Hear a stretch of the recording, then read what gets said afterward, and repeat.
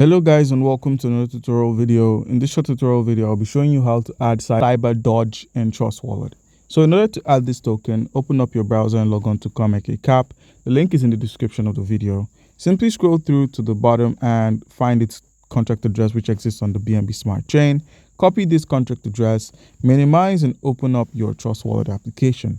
Now with Trust Wallet opened up, make sure you set up Trust Wallet properly. With Trust Wallet set up properly, use the search option to simply search for Cyber Doge. So simply search for Cyber Doge. This is the Cyber Doge token. Click on the Cyber Doge.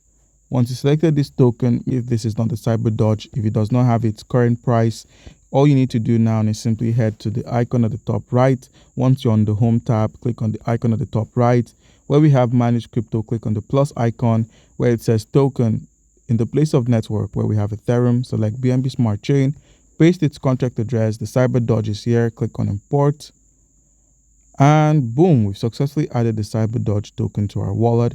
You can find its price here as well. This is the Cyber Doge token.